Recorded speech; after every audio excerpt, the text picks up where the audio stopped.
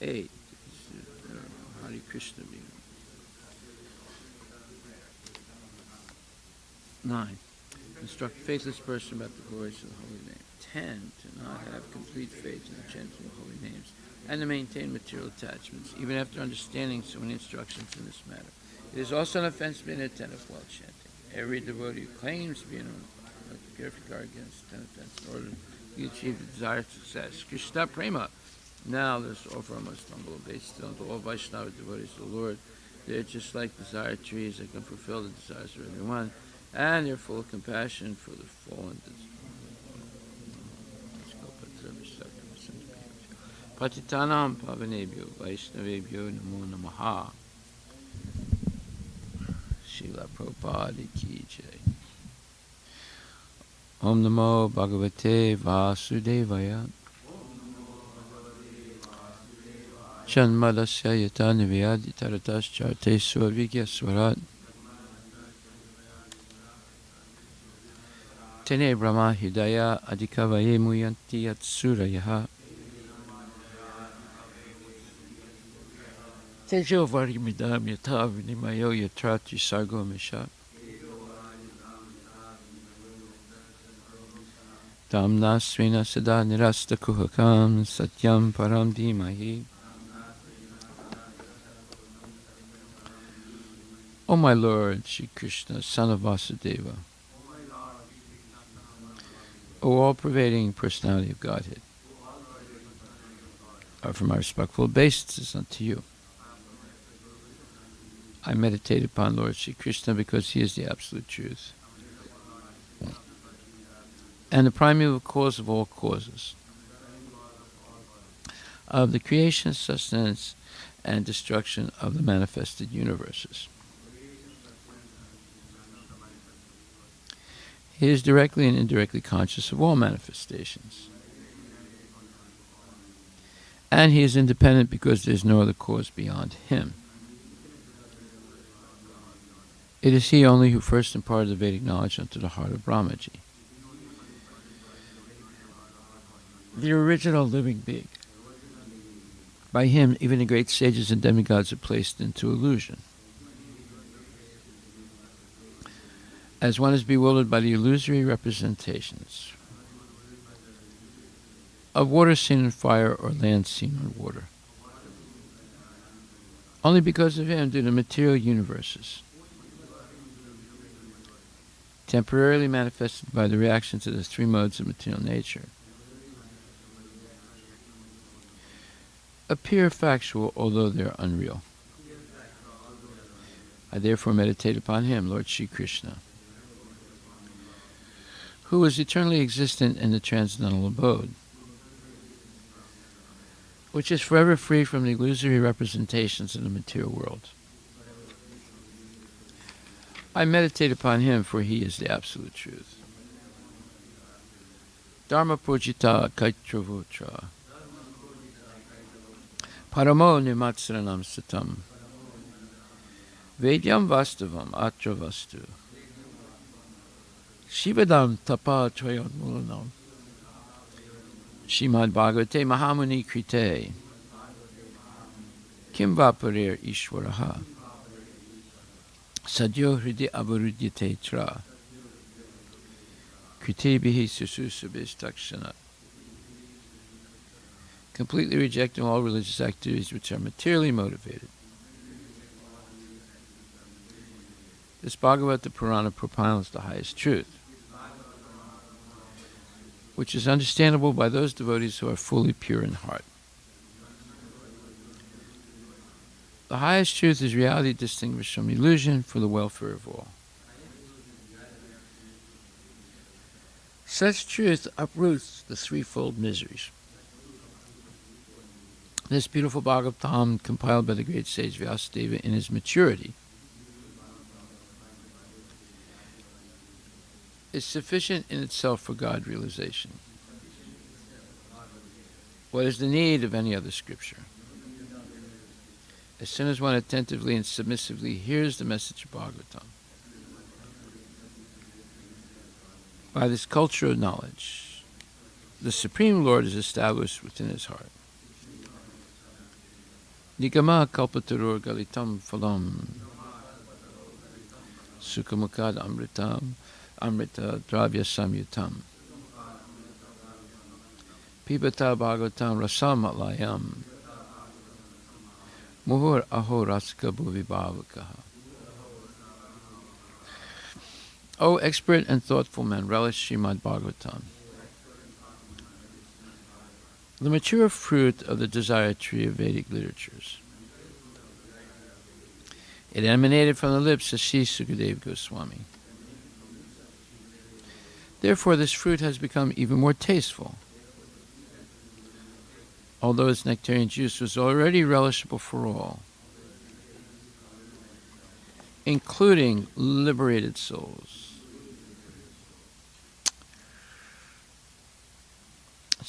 Srimad Bhagavatam, Canto 1, Chapter 10. I want to go over verses 11 and 12 again. Yeah. Okay, and then we'll go to text 13. So it says, the intelligent who have understood the Supreme Lord in association with pure devotees and have become freed from bad materialistic association can never avoid hearing the glories of the Lord, even though they have heard them only once. How then could the Pandavas tolerate his separation? For they had been intimately associated with his person, seeing him face to face, touching him, conversing with him, and sleeping, sitting, and dining with him. Purport by Srila Prabhupada. The living being's constitutional position is one of serving a superior. He is obliged to serve by force the dictates of illusory material energy in different phases of sense gratification. Well, yesterday there was something I didn't read that I wanted to go over. So this is 14th chapter, 19th verse. Nanyam gunebhyaha kartaram yada drastanu pasyati gunebhyascha param veti madbhavam so digachati. When one properly sees that in all activities no other performer is at work than these modes of nature, and he knows the Supreme Lord who is transcendental to all these modes, he attains my spiritual nature. So this is a very important verse, because this confirms that in material life, as long as we're attached to sense gratification, we are not the controller. We are being controlled by the modes of material nature. And the symptom of ignorance of people is that they believe that they are the controller, even though they're being controlled. And this is explained also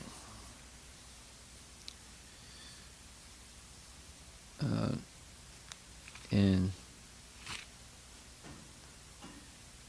the third chapter, 29th verse, where it says, Pakrite guna samudha sajante guna karmasu tan akritsna vido madan krishna vin na vichalyate. And it says, bewildered by the modes of material nature, the ignorant fully engage themselves in material activities and become attached. But the wise should not unsettle them, although these duties are inferior due to the performer's lack of knowledge. So, this verse clearly says that ignorant people who are attached to sense gratification, they're bewildered by the modes, and they become attached. And then in the 7th chapter, Bhagavad Gita, it says, Tribhir Gunamayer Evar. One second.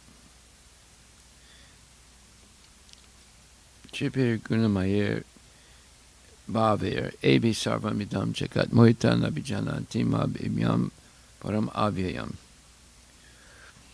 Deluded by the three modes, goodness, passion, and ignorance, the whole world does not know me, who am above the modes and inexhaustible.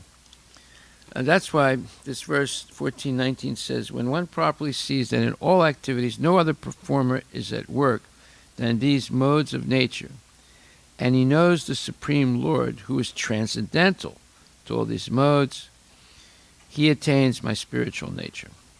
And in the purport, Prabhupada says, one can transcend all the activities of the modes of material nature simply by understanding them properly, by learning from the proper souls.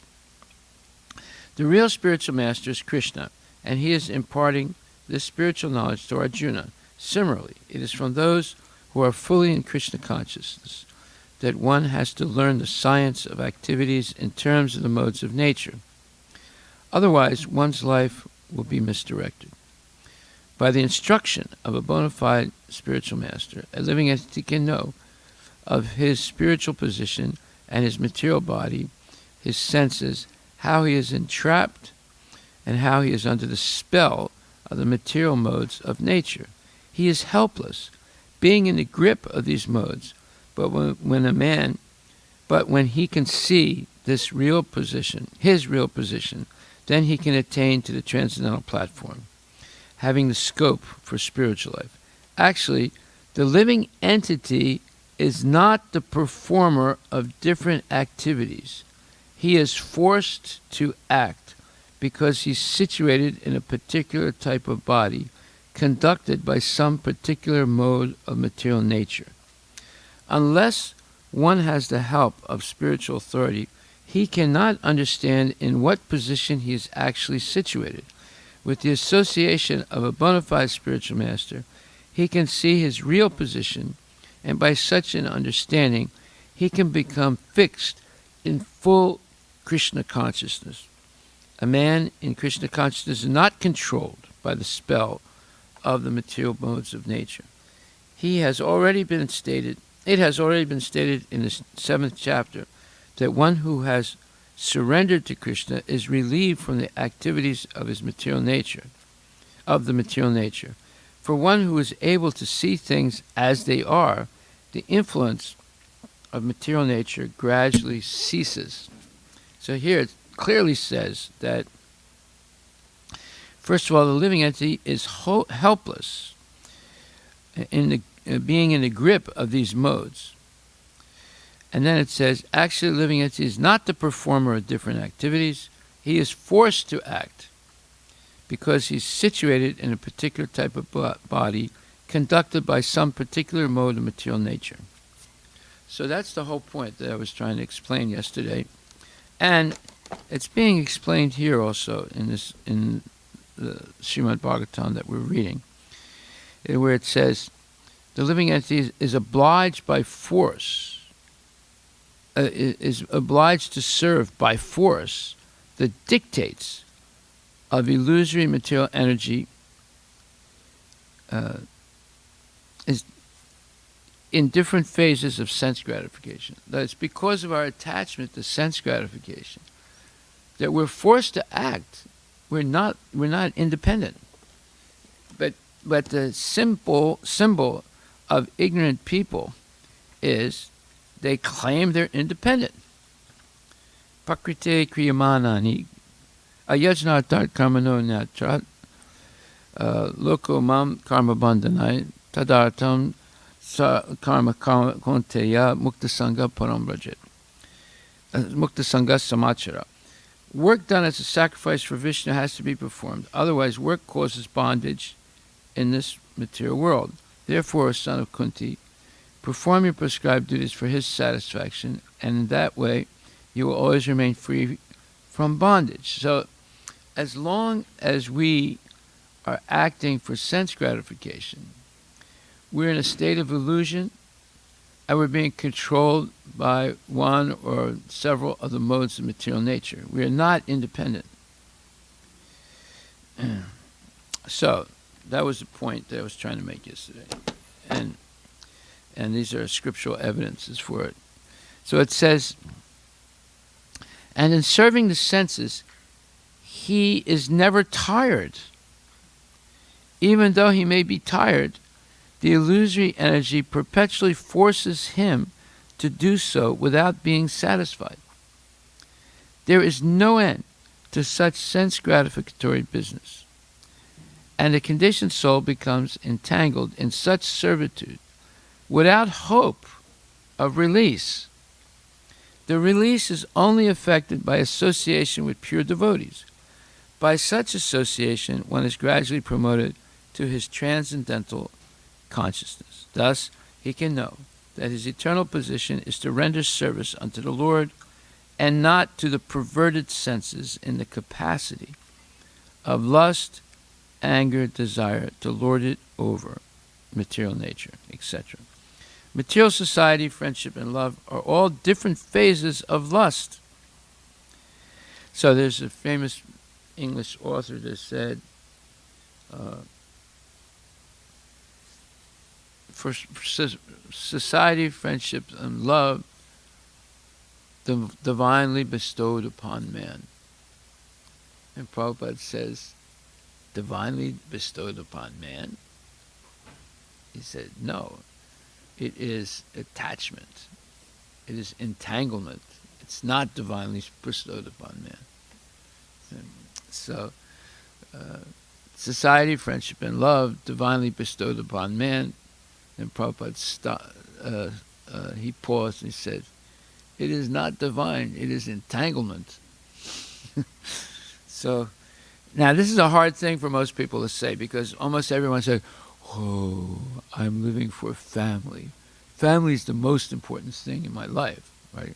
Like, for example, every time some politician gets caught cheating on his wife, afterward he does a mea culpa and goes on television and said, and his wife's standing next to him with a really sour look on her face, and he said, the most important thing in my life is as a family, you know, and I really feel I want to apologize to my family, and I'm resigning, but I'm going to go back to taking care of my family.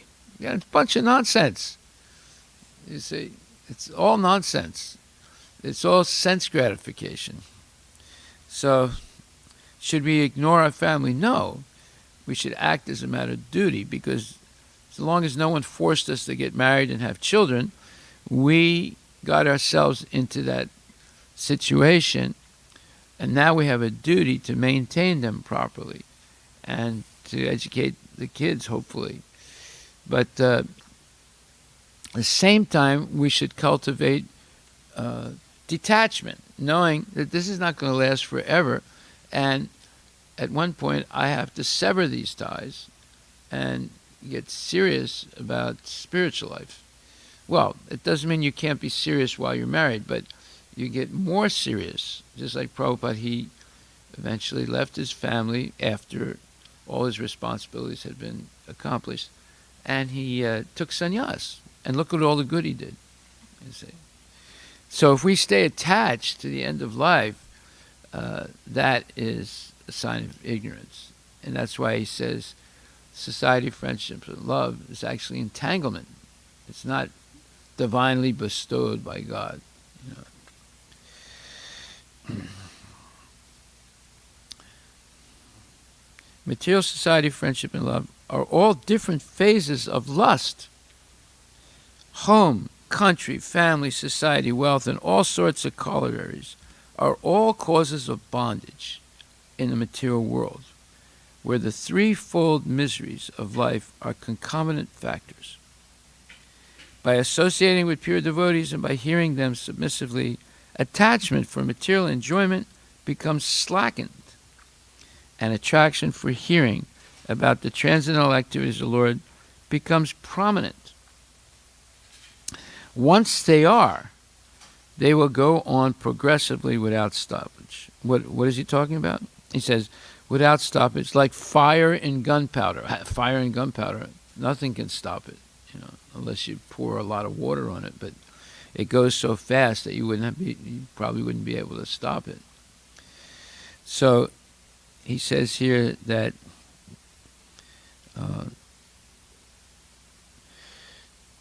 there's home, country, family, society, wealth, and all sorts of corollaries, everything associated with those things, are all causes of bondage in the material world, where the threefold miseries of life are concomitant factors. In other words, this is the point that we made yesterday. As soon as there's sense gratification, there's misery that follows. All the time.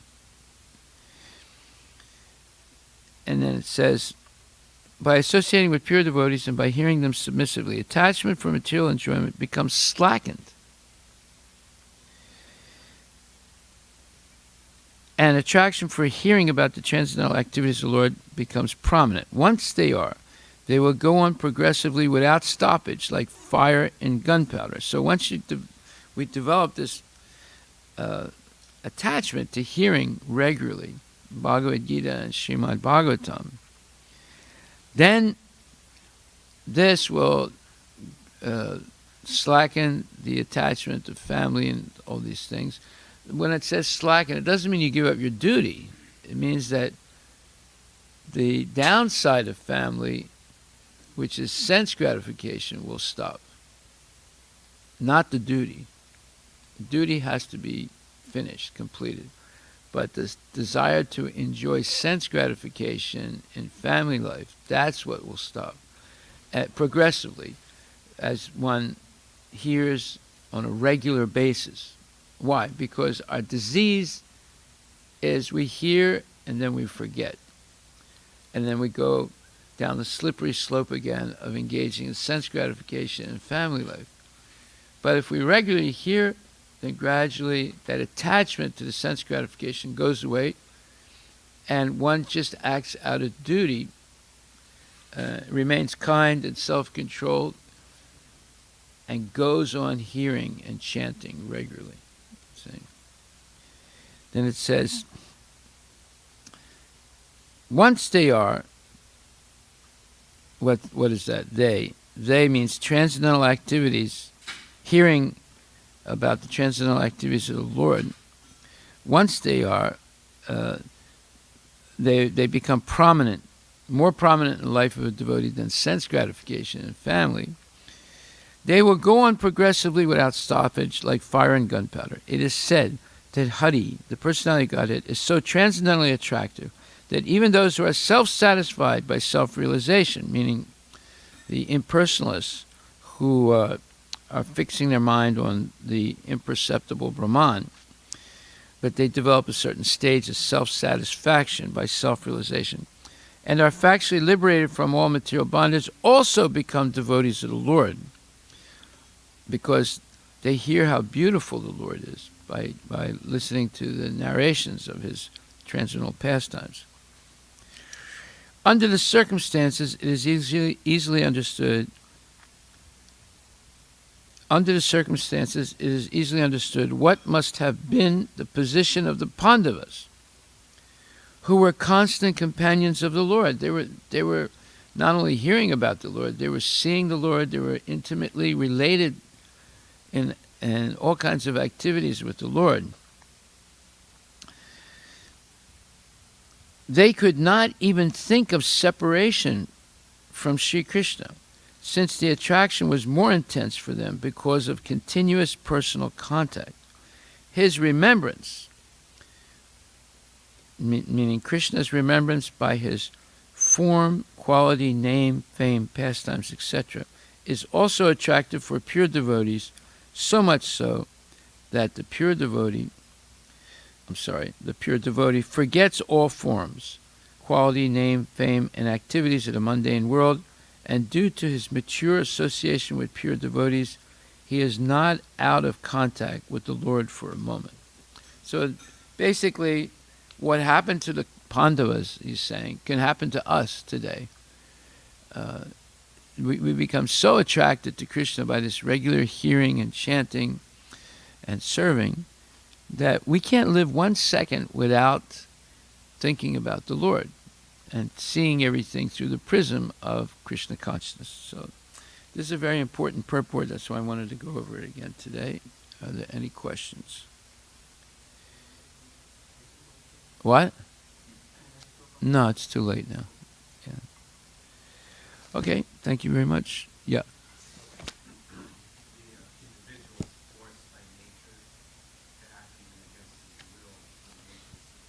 And against his self-interest, yes.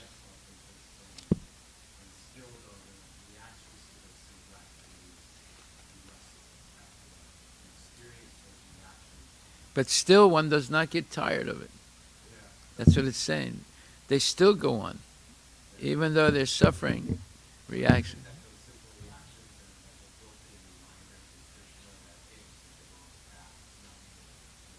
All reactions are. It's a message. Whenever there's suffering, it's a message that we did something wrong. Most people don't decide to find out what it is that they did wrong. The only way you can find out is associating with genuine devotees. They'll explain to you what we're talking about right now. That it's a law of nature. As soon as you engage in sense gratification, misery is going to follow it. It's like the law of gravity. What goes up is going to come down.